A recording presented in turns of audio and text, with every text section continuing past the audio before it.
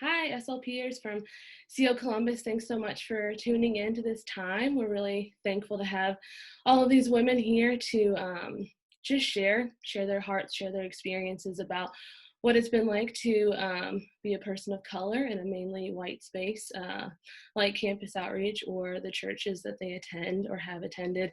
And yeah, we just hope that this conversation is encouraging and helpful. This conversation's been going on for a while, and even within the last few years, it's kind of ramped up, and within the last few weeks, it's ramped up even more. So we really are excited to have this time for you to really dive in if this is your first time really having these conversations, but if it's not, just to be encouraged and feel seen through this. So right now, we're going to have everyone introduce themselves. And so if you guys could just say your name, the region you work for, how many years you've been on staff, and just a fun question since there's people from different regions and we don't really know everyone.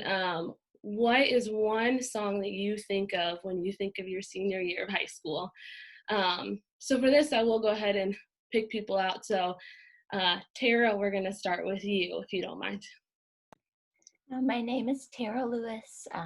I'm married into the ministry almost 17 years ago. We were in Indianapolis and now we're in Columbus.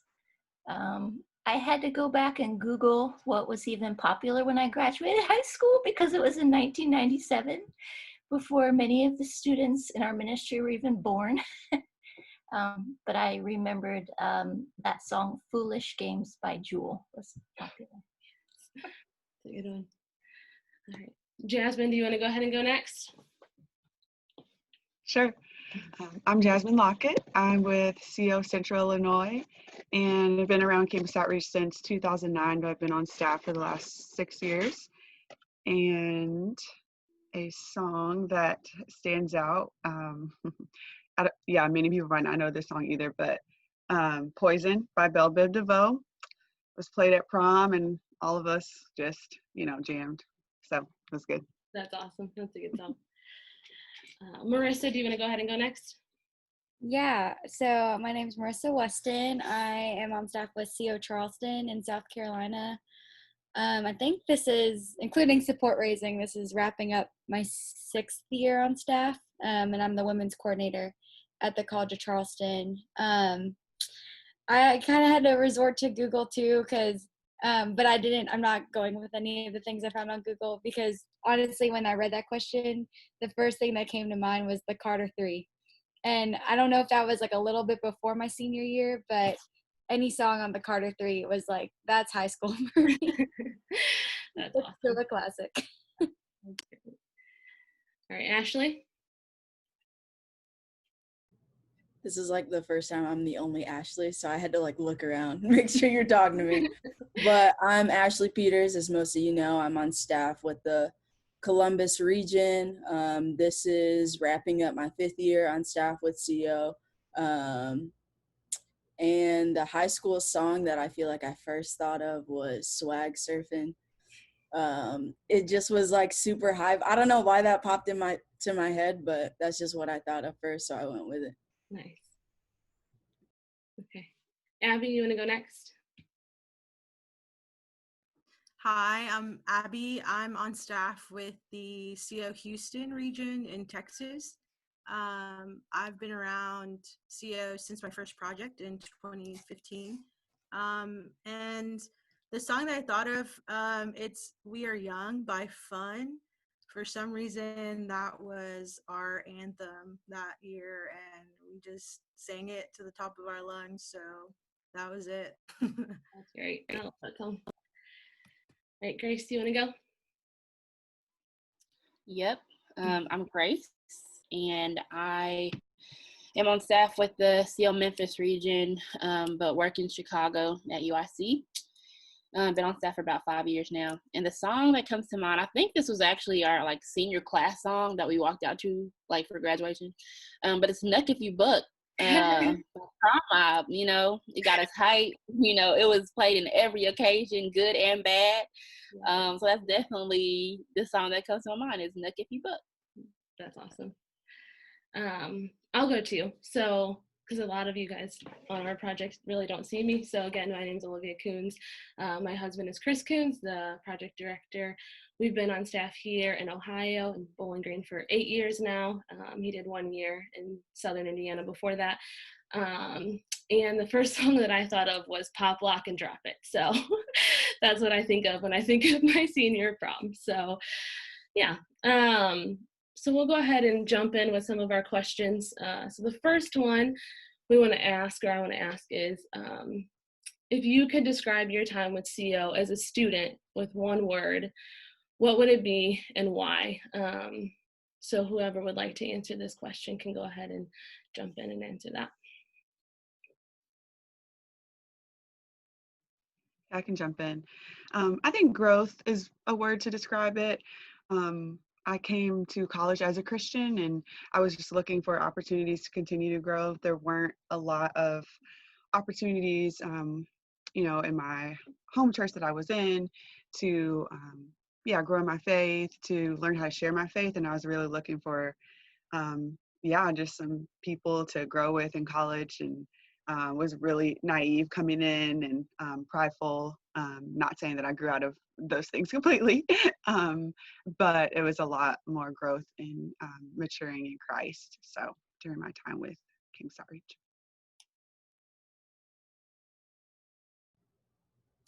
I feel like the word I thought of was transformational. So similarly to Jasmine, I didn't come into college a Christian. I became one through someone on staff with CO sharing the gospel with me my sophomore year. So in 2012, I became a Christian. But it's also, just my time in CO and in college was transformational for me in the area of forgiveness with family, coming from a broken family, going through biblical counseling, a lot of just working through identity. So just going through a ton of different things. It was just a huge eye-opener for me in general. And like Jasmine said, just a ton of growth. And I think was very impactful for the woman that I am today, for sure. I guess the word that I would use would be just community. Because that was when I came to college as a student. I came to Christ through Campus Outreach my freshman year. And I think a big part of that was I just had never had a Christian community like that before, of, people my age who loved life, but also loved Jesus. It was new to me. And so different types of people, different perspectives, all coming together for the cause of glorifying God was something completely new, but it was amazing. And so I think the community that I found in Campus Outreach really pushed me forward in so many ways. So that's probably the word that comes to mind when I think about my time as a student.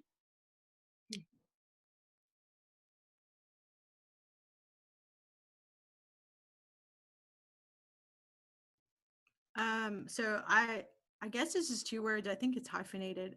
But eye-opening. I went to a school that didn't have CO, so I was a part of a different ministry, and only came around for like projects, NYCs, retreats, things like that.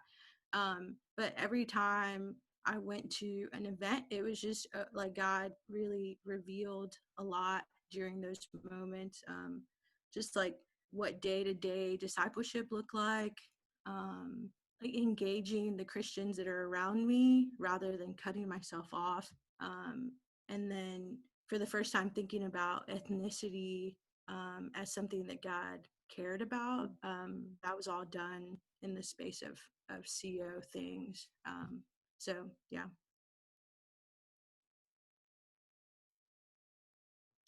I would say my time as a student in CO was exponential. I don't know if that's a good word, but I didn't come to faith or even really come around CO till later my junior year. And so I think it felt very exponential in growing in the disciplines of the faith and learning how to walk with God daily after coming to faith that year and going into my senior year. But I don't think there was much personal maturing or even understanding my racial identity till like after college. So I feel like I wasn't really engaged. This kind of probably bleeds into other questions, but didn't really feel like I was engaged over those things till later, but definitely learned how to walk with God through his word, through prayer. So being in community, all those things was exponential for me.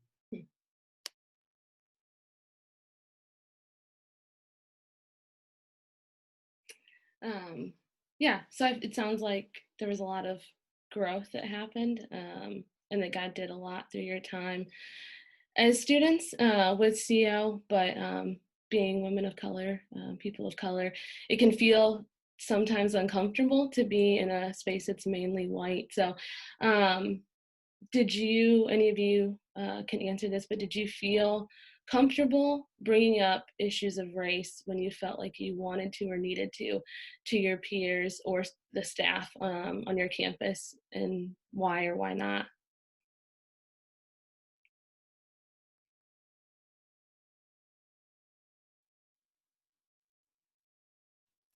I can start us off. I can say that, I mean, I guess I felt comfortable just because I guess it's a yes and no kind of thing. So I felt comfortable in that if I really needed to talk about something that was deeply affecting me, that I could, because we talk about everything, you know, as someone who is like on summer projects, you have a D group, y'all go deep ish and you get to kind of like just lay out all the things that you wrestle with. And so I think in a moment of like pouring out my heart to people, in a moment of really trying to just be vulnerable, yes, but if it was just like a, you know, conversation, you know, that wasn't as deep or wasn't as profound, then bringing up the idea of racial injustices or just race period was kind of something that seemed taboo unless you are talking in a D group or talking with people who are close to you. It wasn't like a general kind of conversation topic. So I guess yes and no, if that makes sense. Yeah. Yeah, I think yeah, I agree with Grace. I think to the degree I felt, you know, comfortable and safe to engage in any other kind of deep or personal, whatever you want to call it, topic was the degree to which I felt comfortable bringing up um, ra- racism or racial injustice or anything that was kind of on my mind in that realm. But I think that there were a lot of times where I felt hesitant, and a lot of it was me just wanting to have harmony. And I think I realized even now was probably a false sense of harmony. And I think some of it was assuming the best.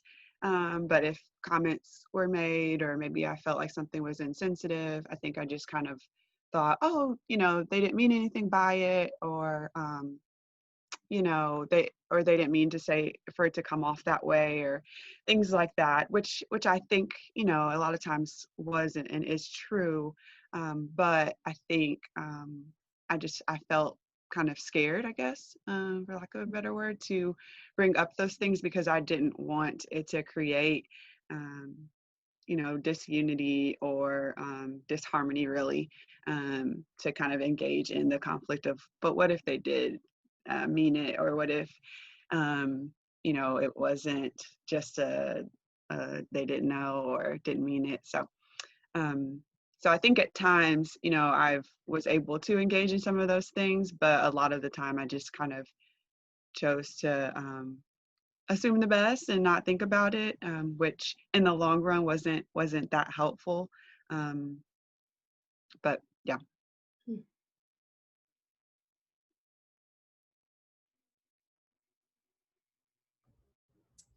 Honestly, I feel like I personally didn't really think about it a ton. And like I went to University of Southern Indiana before coming to Ohio, so basically almost Kentucky, and so it was, I mean, predominantly white, like almost all white. And so thinking about campus outreach as a ministry, especially there, I was like one of very few minorities that was involved in the ministry. And so I think I just didn't really think about it a lot, even kind of going back to like what Marissa was saying even about her word, like of it wasn't until after college, like where she began to work through and process like racial identity. And I think I would say I relate a lot to that. And so I wasn't, I guess, aware or always thinking about those things. And if something did come up, I would similarly like maybe talk to people that I lived with, that I was like really close with, that were also in the ministry, or that I was in D groups with. But I think like sometimes from those conversations, if they didn't understand or were just like even talking about like privilege, like not understanding or not in agreement, I would just kind of take that as like a, okay, we're just not going to be on the same page. And I think I like veered away from continuing to have those conversations because out of fear of like everyone's going to think the same thing. So like what's the point of talking about this sort of thing? And it just wasn't really talked about in general, like on campus and our ministry, like anything. So overall it just, so yes, I felt comfortable, but at the same time, like no, yes and no, I guess, as well.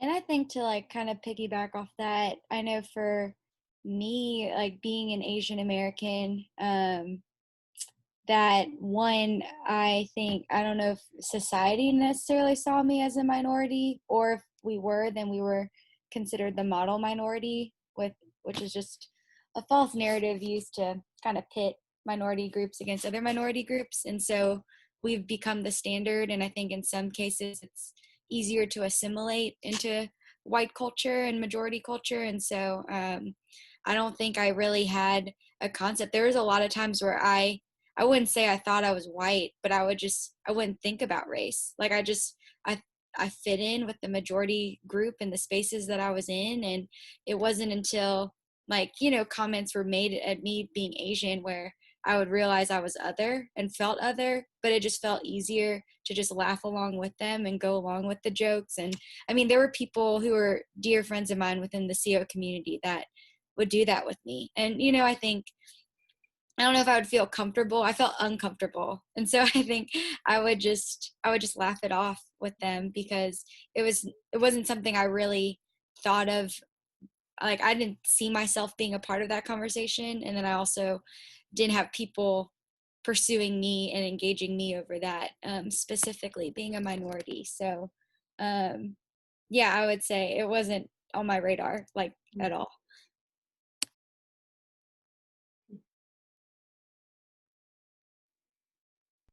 Sorry, this is me talking again. But like, yeah, in general, which Marissa and I got to talk a lot like at the diversity summit, but like me being Korean and Black, like similarly, and sometimes like I still kind of feel that way, that I have to battle against like, but I think also because I've been told like by other minorities or by other people that would say that they are Black, like that I don't fit into that, like, or I don't experience, or that I'm other because, and so yeah, just like I never felt like I had a right to like talk about those things. And part of that is because I was told a lot that I didn't, that I wasn't Black, like, so yeah. I would say for me, because so it was a combination of being around CO was the first time that I felt different. Like I felt the color of my skin, mostly because I grew up in a mostly Hispanic city and then went to school where it was like 90% Hispanics. So I just never, I mean, of course, experienced things of being a minority in general, but just this feeling different. Um, so CO was one of the first times I felt different, being like the only minority, for example, in a sorority, and everybody else was white. Um, and then and then it was weird because it was also one of the first times where I thought about ethnicity, as I mentioned earlier, as being something important to God. So it was a weird mix of still feeling uncomfortable, like having conversations, but also being encouraged to have these conversations. So yeah, it was a combination of the two.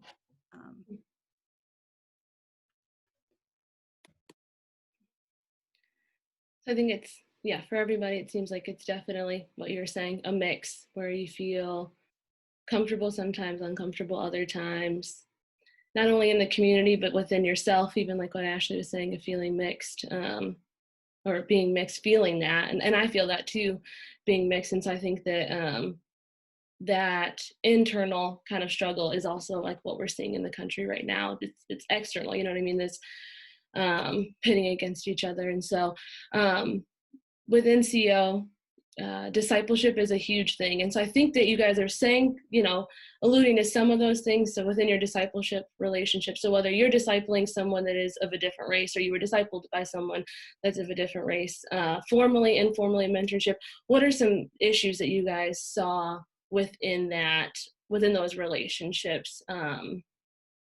Yeah, if you guys want to speak into that at all.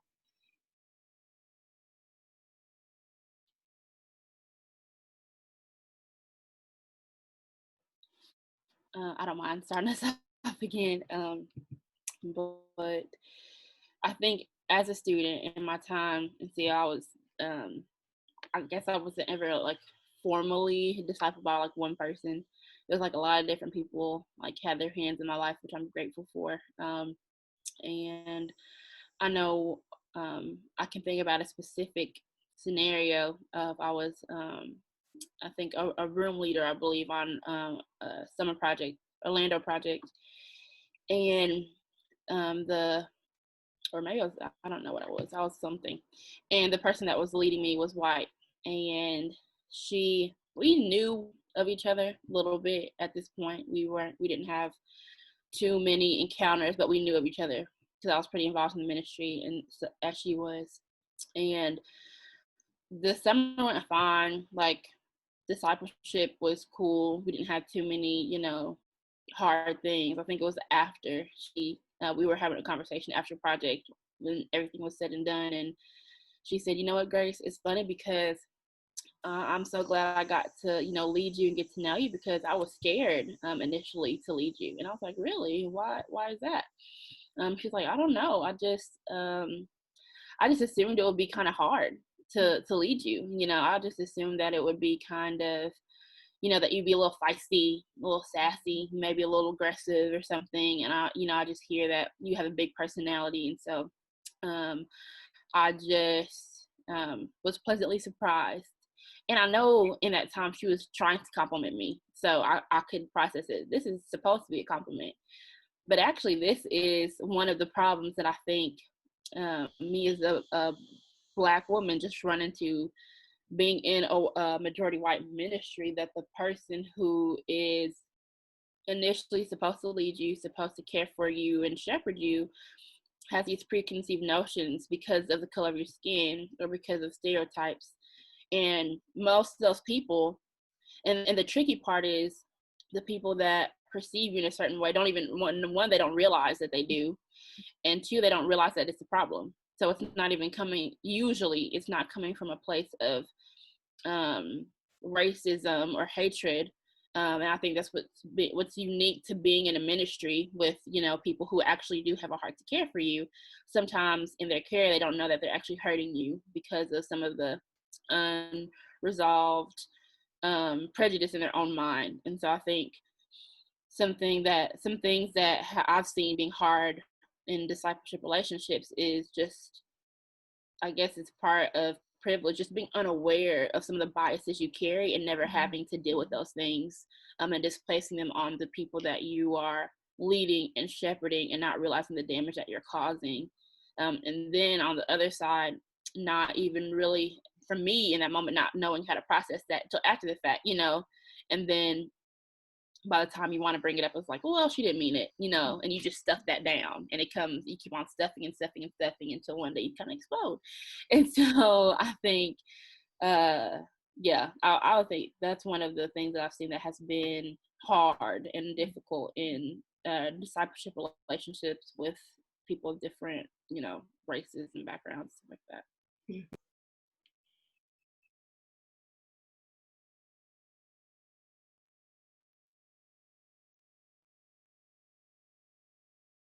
Yeah, I think that something you said, Grace, was just like the compounding of like microaggressions is just something that I feel like can be really hard. Again, like I said, I didn't really have, even in my own life, like my own awareness of what was happening. But I think just thinking specifically of my time as a student being led to Christ and then discipled by a white woman who, ironically enough, now is my sister-in-law. So I married her older brother.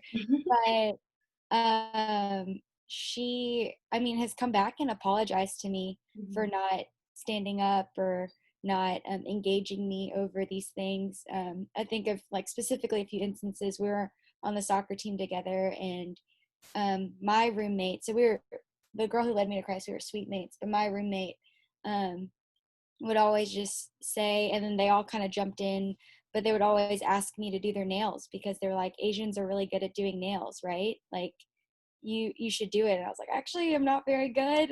So, but I'd always just get sucked into doing their nails. And then like another time we were all ordering Chinese food one day, and like I'm Filipino, so just to give you context. And like one of our friends in our CO community was like, oh, Marissa, you'll probably be able to understand them better. Like, here, take the phone. And I was like, I have no idea. Like I wouldn't be able to understand as much as you would. But I think the woman discipling me in those moments remained silent. And so I think like her silence and my confusion just led to suppression. And so I think just similarly to what Grace was saying, in just different instances, I think it was like, okay, just keep that down. Like, don't acknowledge it. It doesn't really matter. Because, and no one's really bringing it up or addressing it. So I think the hurt in that is, yeah, not acknowledging it, not, speaking out against it. I think even today we see how silence does more harm, and so, yeah, I think I've definitely felt that in my own experience. I feel Yeah, like I agree. Yeah, go ahead. Go ahead. I was gonna say, I think you bring up a great point of apologizing. Like even, I'm not a white person, but as a white person or any person, we say things and an hour later we're like, why do we say that? And so if that's you, go back and apologize. Like, like you can always do that. And it really does mean, I think, so much. It makes you feel seen. And it can help process and heal some of that suppression for sure. So I think that's a great point. Sorry to cut you off, Jasmine. No, yeah. I was just gonna say I agree. I think and not just the people who are in leadership, just anyone's silence can be detrimental. And I think that was kind of what I was alluding to earlier. I think that, I chose to not say anything. And so as a student, then when there were girls that I was trying to share my faith with and evangelize and kind of get them around community, it was really hard for them. And I knew, I understood, and I agreed. And they were just a lot more vocal than I had been. And so when they expressed and vocalized those things to people in leadership, the people in leadership were kind of like, well, what do you mean? Jasmine's never had a problem. And he had to kind of be like, actually, I have. I just didn't voice it because, I didn't want to rock the boat. And, I wanted to keep learning how to share my faith, which is good. And so do these girls, but I just didn't feel like I had the option to speak, maybe, in some instances. And I just wanted to avoid the conflict. And so, and I saw firsthand how my silence was detrimental and really doing a disservice to those who were before me and those who were coming after me. And so I see that a lot. And I think also even now I kind of see, we do so many things to break down barriers for students. When we are having an event, a lot of times we'll make the cost we'll cover some of the costs so that financial situations or just financial burdens aren't a barrier for people to come into, an event or to hear the gospel. And, we talk about relevance, we do a lot of things. And I think that this issue, the issue of racism or injustice is a barrier oftentimes for people hearing the gospel. And so sometimes it just kind of feels like, well, if you're sharing your faith, that's just going to fix everything. And it's like, yeah, obviously Jesus is the answer. And, we want people to hear and know Jesus, but sometimes they're not going to have the ear to hear and know Jesus if you're not engaging them in the full person that he's made them to be. And so if we're not celebrating that we're made in the image of God and just all these aspects of the gospel, they're not going to hear the fullness of the gospel and how it, is for them. And so I think that, yeah, just even seeing like this can be a barrier to people hearing the gospel at times. So.